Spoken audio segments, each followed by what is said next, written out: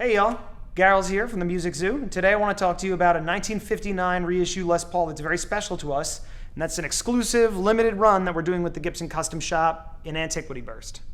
So the specs on this guitar are just slightly different from your normal 1959 reissue. So we specifically selected the Antiquity Burst as that was the finish that they had used quite a while ago now on the Eric Clapton Beano reissue Les Pauls. That finish is really nice because it's sort of like a mostly faded out burst. Most of the red is gone. It's kind of orangey around the perimeter of the guitar, yet has a nice vibrant yellow in the middle. And we do take quarterly trips down to the custom shop in Nashville to hand select the tops. So this run is all getting hand selected flame maple tops. So on the back, we went with the most recent aniline dye that the Gibson Custom Shop has been using. It's got a really vibrant look to it, brings out the beautiful grain in the mahogany. The neck shape that we went with was the Carmelita neck profile, which has become one of our favorites over the last couple of years. And then another modification that we made, which is something that you saw happen to the original guitars a lot in the 60s and 70s, is replacing those Kluson tuners with Grovers. So while we're on the subject of reissue 1959 Les Pauls, I want to just run through some of the most up-to-date and historically accurate specs that Gibson Custom Shop has been doing recently. So this guitar does feature a truss rod with no tube. It has the long neck tenon. It has a high glue neck joint, high glue top to back, high glue for the fretboard to neck, a Holly headstock veneer with the historically accurate truss rod placement and logos. These guitars are all done in the VOS treatment as well, which is the vintage original spec. Although not a full aging, it does give the guitar kind of like a vintage patina, so it doesn't look bright and shiny like a new off-the-shelf guitar. We've been selling these guitars for a long time. We really love that finish package. So these guitars have mostly been checking in around the mid 8-pound range on the weight, which I think is really the right weight for a Les Paul. It seems to be what a lot of the vintage guitars in the Beauty of the Burst book were kind of coming in at. So here we have serial number 912429, and I just wanted to show off the top. It's got a nice tight flame to it. It's got some of that vertical grit, flecking that you see in the grain. I think it's got a nice kind of, again, historically accurate look to it.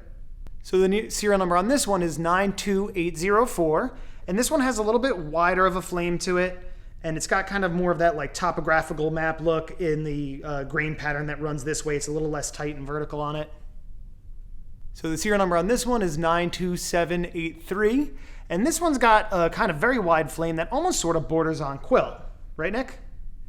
And it's got, again, that kind of topographical map look in the grain to it. And as you can see, these guitars are kind of like snowflakes, not only with the pattern of the figuring in the maple, but also the bursts. These are done by hand, so they each come out very unique. So any one of these that you select is going to be a guitar that's completely you. So if you made it all the way through this video, you can go ahead and subscribe to our YouTube channel to see more videos like this. Make sure that you follow us on all of our social channels at the Music Zoo. And I'm going to go ahead and play this guitar a little bit for you, so I apologize in advance for what's about to happen. I'm playing through this Fender Tone Master Super Reverb amp with the Maestro Ranger overdrive on.